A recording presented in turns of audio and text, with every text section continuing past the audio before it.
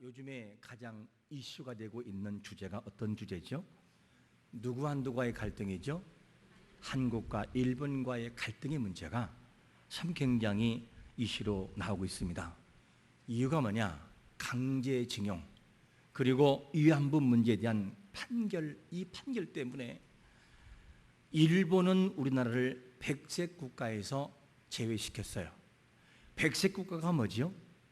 일본이 자국의 안전보장에 위협이 될 수 있는 초첨단, 그 말하면 첨단 기술, 전자부품 이런 것들을 본래는 이렇게 나갈 때는 엄격한 심사를 거친 다음에 내가 나가는데, 그런데 안전보장, 그동안은 안전보장 이 위협될 수 있는 모든 것이라 할지라도 우호국이기 때문에 이 까다로운 절차를 면제해버리고 그냥 통과시키는 거예요.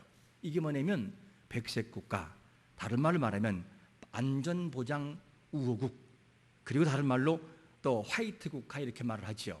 그런데 이번에 이 강제징용 그리고 위안부 문제 때문에 배상 문제 때문에 일부의 또 보복적인 조치로서 이 백색 국가에서 제외시켜버렸습니다. 이에 국민들이 참 울분하지요. 여러 가지 일본 제품 불매 운동부터 시작을 해서 많은 부분에 있어서 일본과의 갈등이 아주 크게 달하고 있어요. 아주 일본은 무리하다라고 말을 하고, 그리고 과거의 36년의 고통의 세월이 다시 떠오르게 만드는 그런 일이 뭐냐? 지금 벌어지고 있는 상황이에요. 안전보장국에서 배제시킴으로 사실 우리나라가 경제가 휘청할 정도가 됩니다. 어쩔 수 없는 사실이에요. 대기업은 물론이요, 중소기업도 굉장히 고민이 많아요. 이런 일을 우리가 보면서 다시금 우리를 돌아봐요.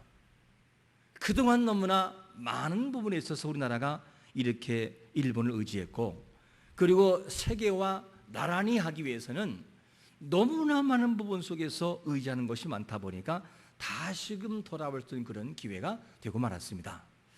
이런 상황이 있을 때 지금 한국은 굉장한 위기죠. 굉장한 위기가 사실입니다. 그러면 이런 위기는 이때뿐이었는가? 아니에요. 성경의 역사로부터 시작해서 위기는 항상 왔었어요. 그 위기가 뭐냐면 에덴 동산에서도 아담과 하와 때문에 인류의 죽음의 위기가 왔었어요. 그때 하나님께서 아담에게 어떤 조치를 내리죠? 아담과 하와가 무화과 나무 잎을 엮어서 치마를 만들었을 때 하나님은 가죽옷을 입혀요. 그리고 훗날 그 모든 죄의 문제를 해결할 자 여자의 후손 예수 그리스도가 오심으로 죄의 문제를 해결할 수 있는 길을 열어주어요. 이렇게 하나님은 나갈 길을 주십니다.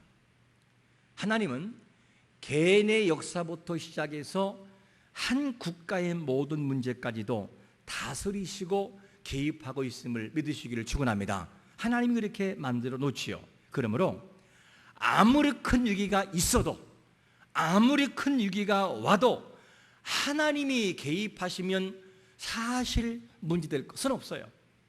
하나님이 개입해야 돼요. 그래서 지금의 위기는 하나님이 도우심이 아니면 안 됩니다. 힘들어요. 아주 버거운 삶을 살아갈 수밖에 없어요. 그런 위기가 있을 때 어떻게 하면 이 문제를 풀어갈 수 있을까? 오늘 본문에 다윗이라고 하는 사람이 위기를 이긴 다음에 하나님을 찬양하는 고백이 나와요. 다윗도 정말 위기가 있었는데 다윗의 이 간증과 고백을 통해서 우리는 어떻게 하면 위기를 이길 수 있는지를 볼 수 있어요. 본래 이 다윗이라는 사람은 누구에게 고난을 받느냐? 사울 때문에 고난받아요.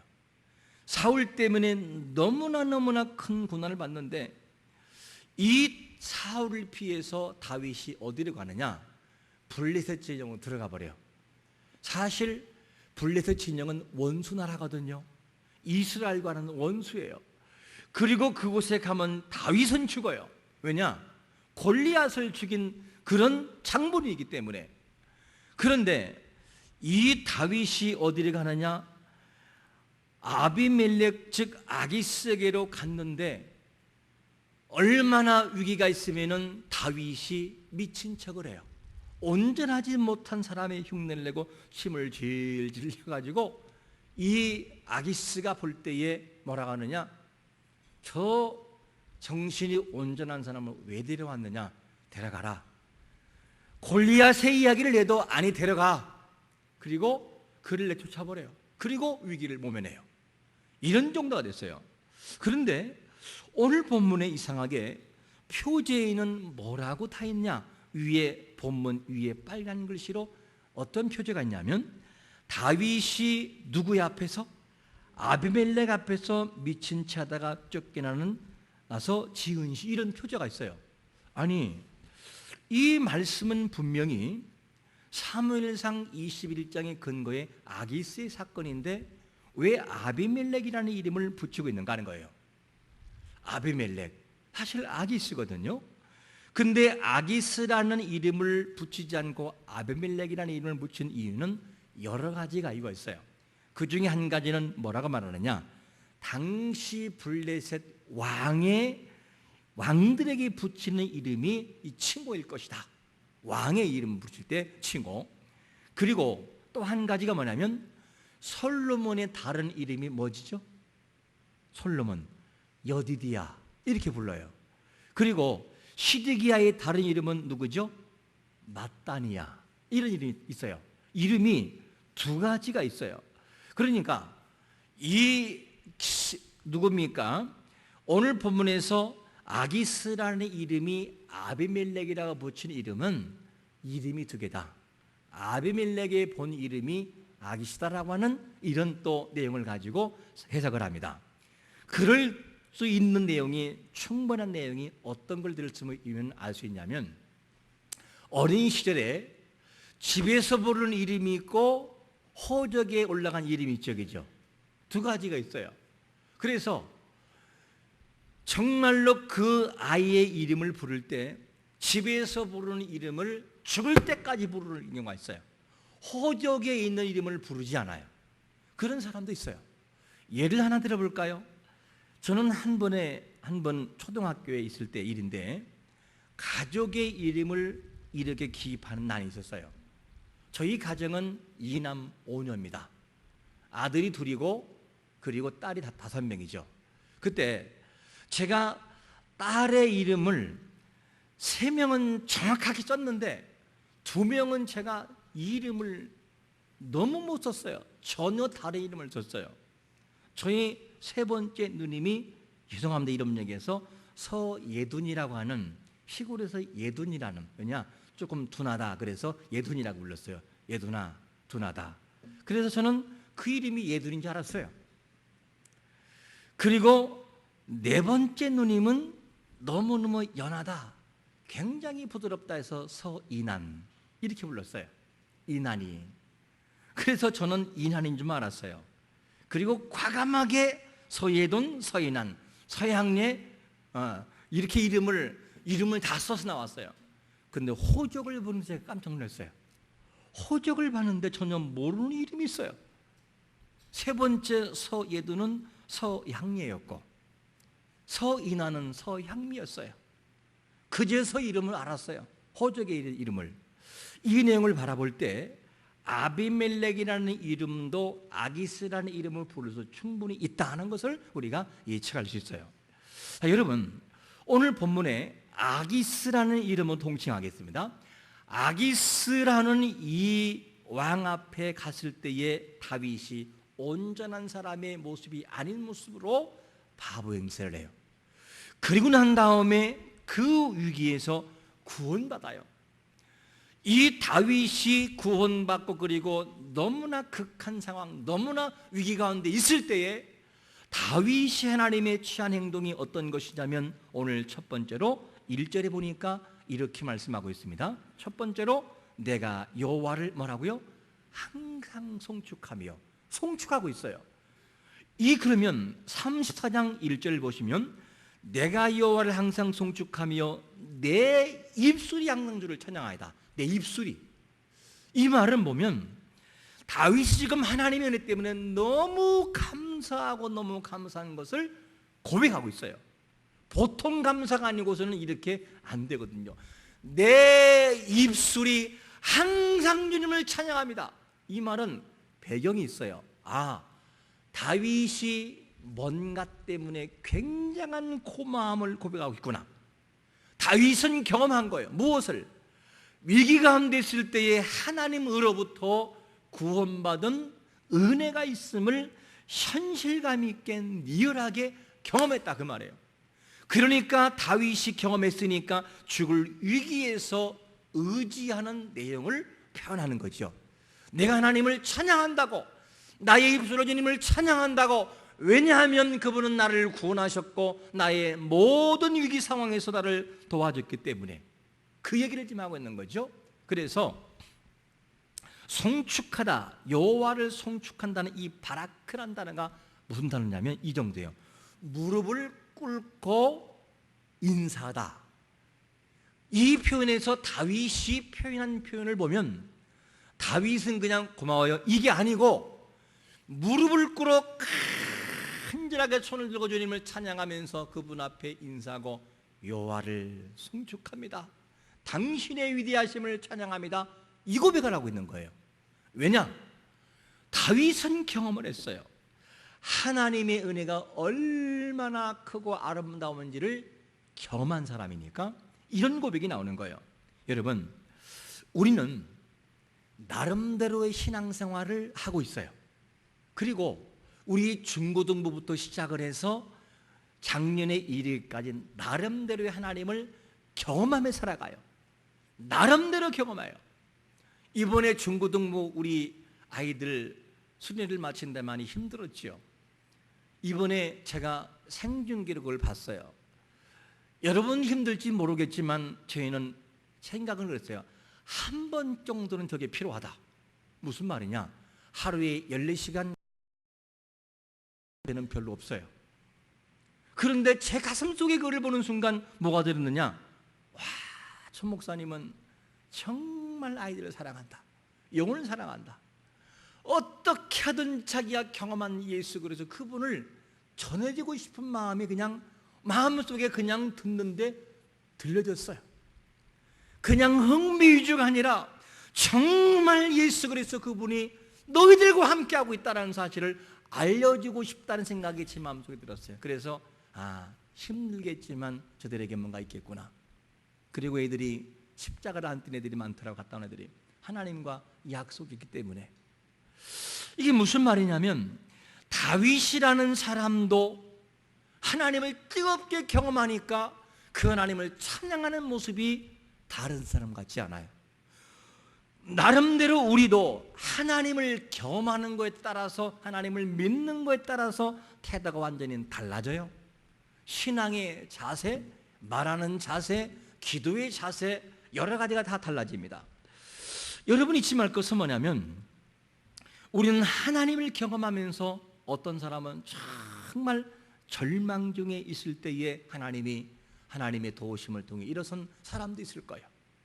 그 하나님 때문에 여기까지 오고 있고 지금도 가고 있는 사람도 있을 거예요. 그런가 하면 정말로 위기의 순간이 있었을 때에 하나님의 도우심 때문에 내가 일어선 경험이 있는 사람도 있을 거예요. 여기 나와가지고 간증을 하면 1시간이 아니라 반나절을 해도 안 끝난 사람도 있을 거예요. 나름대로의 경험이 있습니다. 오늘 본문에 나오는 다윗도 이런 배경하에 있어서 간증하고 있고 하나님을 소개하고 있어요. 그 하나님을 찬양하고 있습니다. 여러분, 좀 더 구체적으로 다윗의 진실한 마음을 본다면 어떤 내용이냐면 다윗이 이렇게 고백하잖아요. 이 시편 34편 4절 말씀을 같이 한번 읽어보겠습니다. 시작. 내가 여호와께 간구하며 내게 응답하시고 내 모든 두려움에서 나를 건지셨도다. 다윗의 이 송축이라는 경험은 어떤 것이냐? 정말 위기 가운데 있었을 때에 하나님께 간구했을 때 하나님의 도와주심을 경험했다 그 말이에요. 내가 너무너무 힘들었는데 위기 가운데 있을 때에 사울로부터 그리고 여러 가지 상황과 그리고 아기스에게 갔을 때 여러 가지 상황을 통해서 다윗은 경험했어요. 내가 하나님께 간구했더니만 하나님이 들으셨구나. 하나님은 간구할 때 들어주셔 라는 이 기본적인 전제를 가지고 송축이 나온 것을 보게 됩니다. 여러분, 다윗은 정말로 고민이 많았어요. 다윗은 정말로 두려움이 있었어요. 이런 상황이 있을 때에 다윗은 스스로가 여호와를 송축하면서 자기 신앙을 고백하는 모델로서 서 있는 걸 보게 됩니다. 우리가 누군가가 만약에 이럴 때 어떻게 하면 좋아요? 난 너무너무 고민 생기고 이러면 어떻게 하면 좋아요? 라고 말할 때 하나님에 대한 지식도 없고 하나님에 대한 경험도 없고 어떠한 체험도 없다면 뭐라고 말할 거예요? 여러분, 하나님 앞에 나올 때에 누가 나에게 고민된다면, 누가 나에게 고민의 문제를 풀어놓으면 내가 만난 하나님과 내가 아는 하나님의 토대를 통하여 그에게 말해줄 수 있는 정도의 신앙은 되시기를 축원합니다. 그래야 감동이 있지요.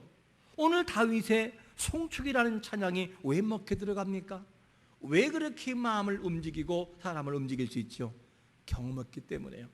하나님이 어떤 분인지를 경험했기 때문에.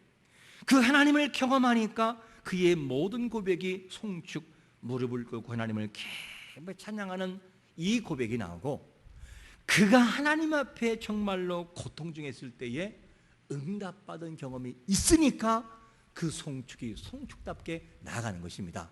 이것이 다윗의 고백인 것이죠.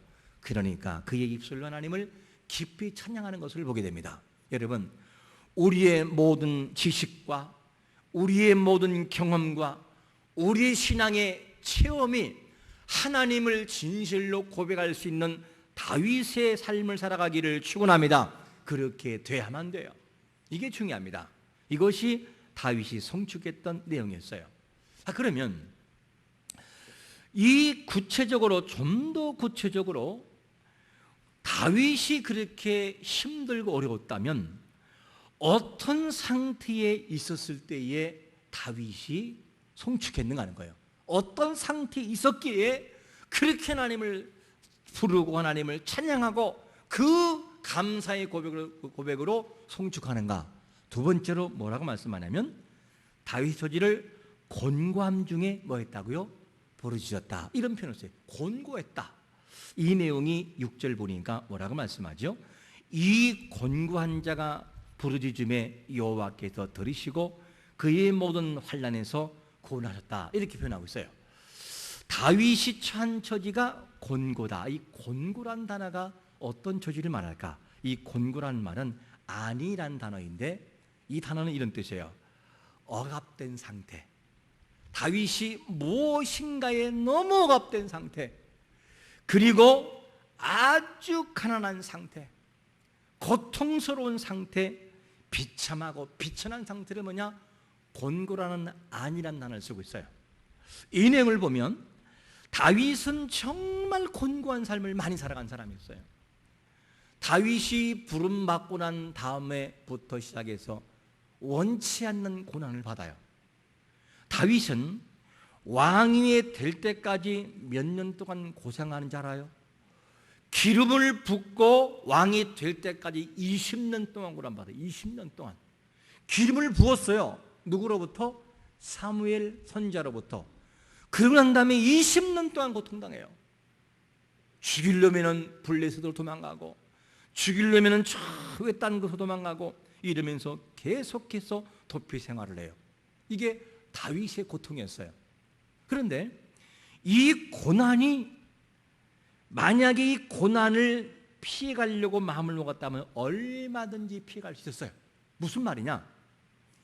다윗은 왜 힘들었느냐? 하나님의 방법과 룰과 원칙대로 살아가려는 기본 전제를 가지고 살아가니까 힘들었어요. 만약에 다윗이 태클을 걸어오고 그리고 다윗이 사울이 다윗을 태클 걸고 다윗을 계속 죽이려고 할 때 인간적인 방법으로 했다면 사울은 벌써 죽었어요. 다윗에게 사울이 죽을 뻔한 것이 한두 번이 아니에요. 그런데 다윗은 그럴 수 없었어요. 왜냐? 하나님을 두려워하는 사람이었어요. 하나님을 무서워했어요. 하나님이 어떤 문제를 알기 때문에 다윗은 하나님의 눈에서 벗어날 수가 없었어요. 할 수 있었지만 그렇게 해서는 안 되는 걸 알았기 때문에 벗어날 수 없었어요. 왜? 그의 신앙에 심겨 있었으니까. 그래서 죽이려고 그러면 똑같이 죽이면 끝나버려 그냥. 그런데 하나님이 기름 받은 왕이기 때문에 그럴 수 없다라는 원칙을 세웠어요. 그러니까 이 사울을 죽이지 못하고 계속해서 20년 동안 소가리를 앓고 고통의 세월을 살아가요. 그러니까 하나님이 20년을 참아내니까 그보다 더 큰 세월 하나님께서 그에게 은혜를 주시는 거예요. 여러분, 우리가 곤고함에 있을 때에 사람의 방법이 아닌 하나님의 방법을 통해서 승리하는 법을 배워나가시기를 축원합니다.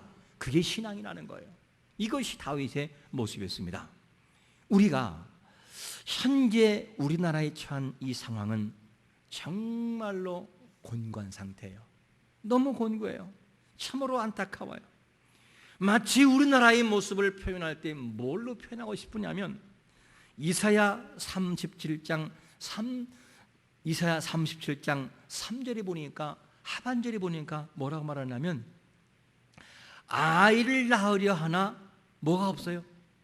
해산할 힘이 없다는 거죠. 너무 안타깝죠. 산모가 아이를 낳아야 되는데 아이를 낳을 만한 힘이 없어요. 과거에는 배를 이렇게 절개하는 기술이 아니라 자연분만이었잖아요.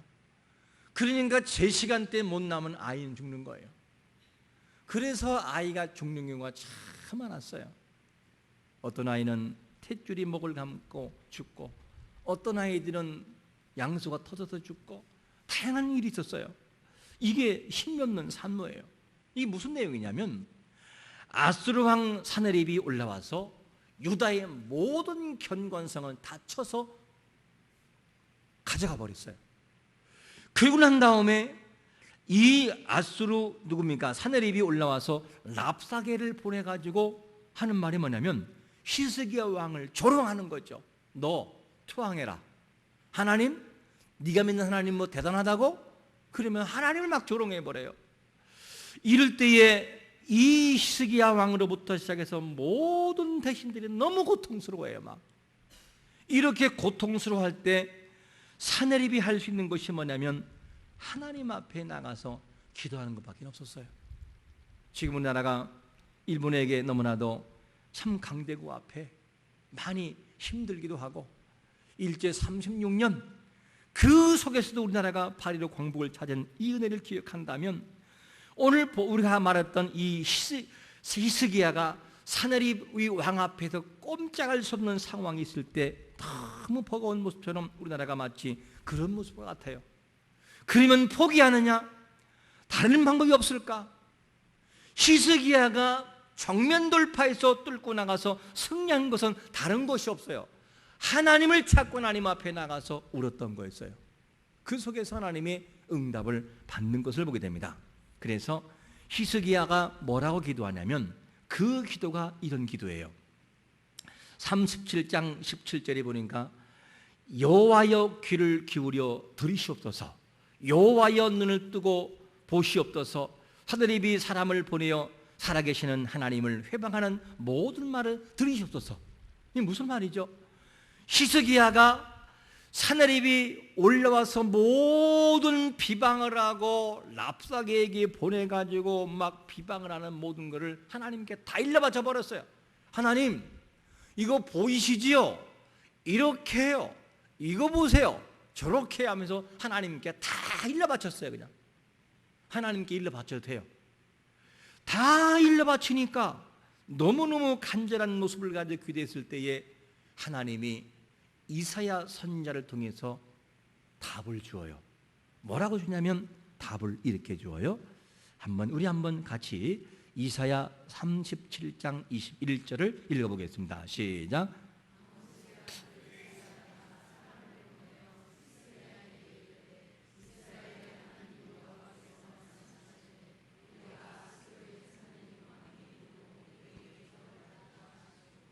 네가 아수르의 사네립 왕의 일로 내게 기도하였고, 이 말을 잘 묵상해 봐야 돼요.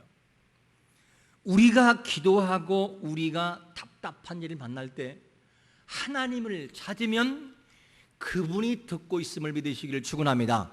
듣고 있다는 거예요. 하나하나 세세하게 다 듣고 그분께서 알고 있다는 거예요.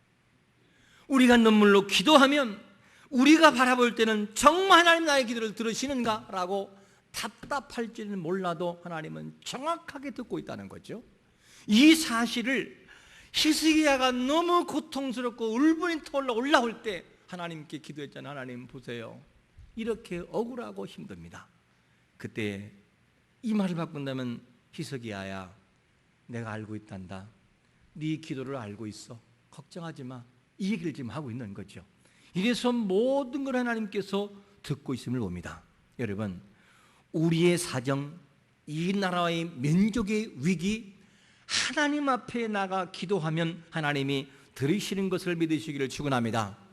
그리고 난 다음에 이 사네립이 대군, 너무나 강력한 대군이 이끌어 올라와서 히스기야를 위협할 때에 전쟁은 어떻게 끝날까? 이야, 하나님이 하시니까 너무 간단해 끝나버려요.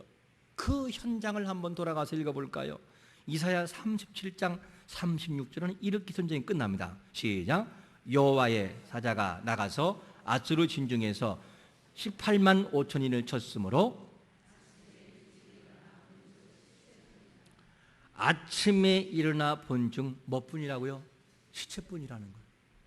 아니, 하나님이 다 싸워주시네요. 여러분, 위기에 있을 때 잊지 말 것은 뭐냐면, 내가 하나님께 나가서 기도하면 내가 싸우는 것이 아니라 하나님이 싸워주시는구나. 하나님이 싸워줄 때의 방패는 하나님 스스로가 선택하셔요. 사람을 통해 역사하시든지 우방국가를 통해 역사하시든지 누굴 통해 역사하셔요. 아니면 그 나라 경제를 무너뜨리든지 어떻게 하든지 하나님이 그 문제는 하나님이 알아서 하셔요. 이거를 기억한다면 위기가 있을 때에 마냥 걱정하고 있을 것은 아니라는 거죠. 왜냐? 기도는 하나님 앞에 응답받는 열쇠이기 때문에요. 그래서 우리가 이 말씀을 기억하면서 우리가 처한 이 대한민국의 현실을 바라보고 정말 풍성한 나라가 되고 8.15 광복 이후에 계속 하나님의 은혜 가운데에 이렇게 서서 세계와 이 나란히 할 수 있는 IT 기업의 최고잖아요. 이거를 꺾으려는 여러 가지의 계획이 있을 때에 우리가 낭망할 이유는 없어요. 뭐냐? 위기를 통해서 하나님을 바라보라고 하나님이 위기를 주는 거예요. 그러므로 여러분, 낙심할 이유는 없다는 거죠. 허드슨 테일러, 중국의 선교사 있었죠. 이 허드슨 테일러는 중국 선교에 정말 대단한 부흥을 일으킨 사람이었습니다. 그도 한때는 너무나 힘든 세월을 살아갔어요. 정말로 믿음을 가지고 살아가는데, 그런데 열정과 이 모든 것들이 한 번에 꺾여버려요. 1869년에 이 낙심과 좌절과 모든 것 때문에 중국에서 이가 쓰러져 버려요. 허드슨 테일러가. 그런데 몸이 지친 것도 지친 것이지만 마음이 지쳐 있었어요. 마음이 지쳐가지고 왜 지치느냐? 자기는 하나님 앞에 바로 살아오려고 노력을 하는데 노력하면 노력할수록 자기 자신은 초라해지는 거예요. 아무 노력을 해도 초라해지고 자기 자신의 이 자책감 때문에 힘에 겨워서 일어설 수가 없는 거죠. 노력하면 노력할수록 자기 신경이 예민하고 화를 내고 사람들에게 막 성질을 부리고 이런 일이 허드슨 테일러에게 있던 거예요. 그러다가 나중에는 너무너무 힘들어서 육신과 함께 마음이 지쳐서 쓰러져 버려요. 이때 절망 가운데 있을 때에 한 통의 편지가 날아옵니다. 그의 친구 마카디로부터 편지가 날아오는데 그 편지 내용 속에는 이런 내용이 적혀 있었어요. 그게 뭐냐? 어떻게 믿음을 강하게 할 수 있는가? 그것은 믿음을 구하려고 애쓰는 것이 아니라 그저 신실하신 분 예수님을 의지하는 것이다.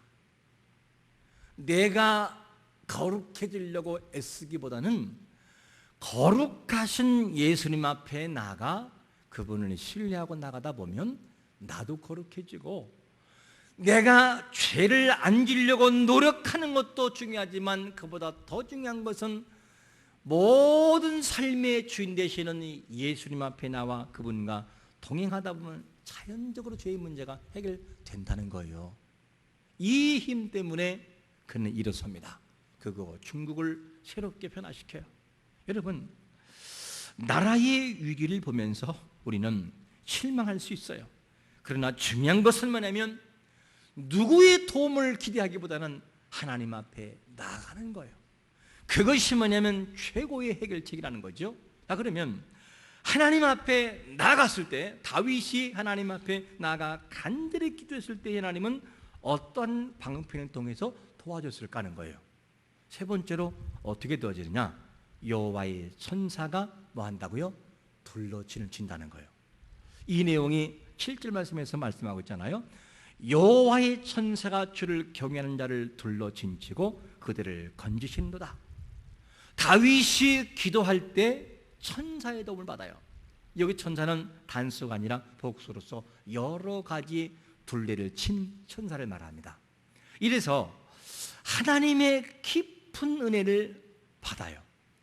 다윗이 기도했을 때, 곤고한 중에 기도할 때, 다윗이 꼼짝달 수 없을 때에 기도하니까 하나님께서 그를 도우시는 걸 봐요. 여러분, 하나님의 사람들은 홀로가 아니라 하나님의 도우심을 통해서 지금도 우리 주일에 진을 치고 있는 것을 여러분 믿으시기를 축원합니다. 예를 들어 볼까요?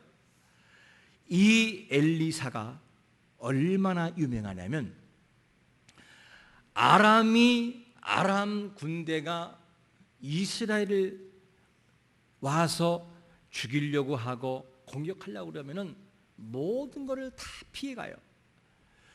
이 아람 왕이 이 이스라엘 왕을 죽이려고 그러면 이 이사야를 통해서, 누굽니까? 이 엘리사를 통해서 모든 것을 미리 알려줘 버려요. 그리고 피해 버려요. 이것이 한두 번이 아니니까 아람 왕이 열받은 거예요. 우리 사신 중에, 이 종들 중에 분명히 이스라엘과 내통하는 사람이 있다. 화를 막 벌컥 내는 거죠. 그랬더니만 한 신하가 와서, 왕이요, 그게 아닙니다. 내통하는 자가 있는 것이 아니라 엘리사라는 사람이 얼마나 유명한지 심실에서 이야기하는 것까지 다 합니다. 그래? 그게 누구야? 엘리사입니다. 어디 있어? 도단에 있습니다. 집합. 그리고 군사를 이끌고 도단을 가가지고 밤에 가가지고 완전히 포위를 해버려요. 누가? 엘리사가 있는 곳을 포위해버려요. 그리고 사환이 나왔는데 갑자기 보니까 와, 사방이 전부 다가 아람 군대와 막 마병들이 진을 치고 있는 거예요. 너무 놀라가지고 들어가서, 엘리사요, 지금 큰일 났다고, 밖에 지금 우리를 완전히 포위했다 그러니까 아무런 긴장하지 않고 하나님께 기도해요. 하나님, 이 상황의 눈을 열어 하나님의 역사를 보게 해달라고. 그랬더니만 그 군인들 뒤에서 누가 있느냐? 여호와의 말병거와 군사와 모든 병거가 완전히 포위하고 있는 걸 바라볼 수 있었습니다. 이 내용을 보게 됩니다. 왜 그랬을까?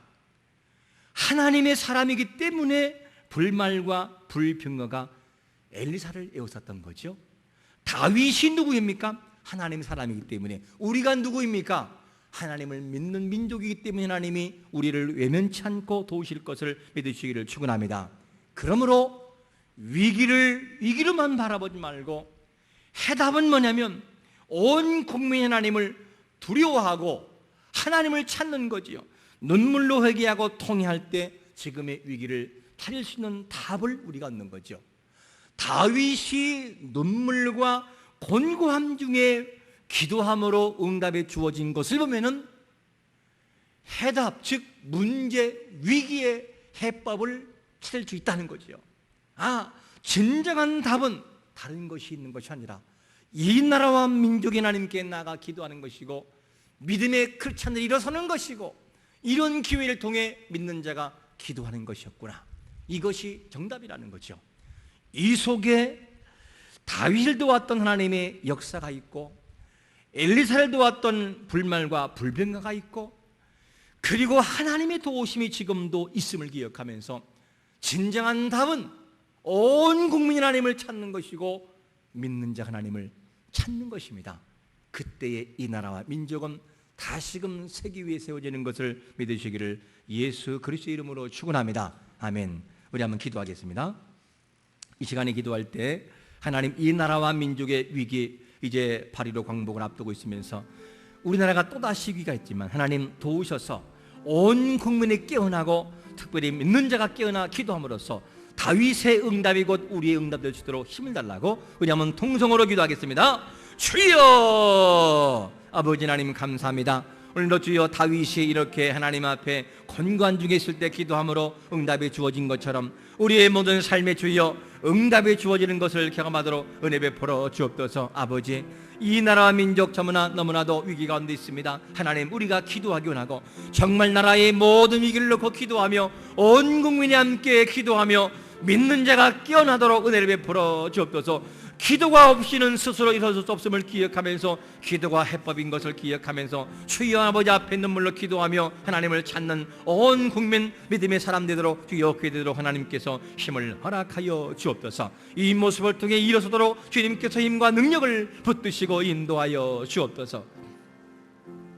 생명의 주인 되신 아버지, 이 나라가 정말 이렇게 8.15 광복을 맞았고 그리고 그 기쁨을 누리고 있지만 또다시 이렇게 위기를 겪고 있습니다. 하나님, 이 모든 위기, 그 모든 광복도 마찬가지요 모든 과정도 마찬가지듯이 하나님의 도우심을 통해 가능한 사실을 잊지 아니하고 이 모든 위기 하나님을 찾음으로 다윗이 아버지 앞에 나갔고 곤고함 중에 나갔을 때 하나님의 응답하신 것처럼 우리가 함께 다시 한번 일어나 하나님께 간구하며 기도의 눈물로 나아가 모두 응답받는 그런 삶을 살아가도록 은혜를 베풀어 주옵소서. 위기를 통해 하나님을 찾는 법을 배워나가도록 은혜를 베풀어 주옵소서. 예수님의 거룩하신 이름으로 축복하며 기도합나이다. 아멘.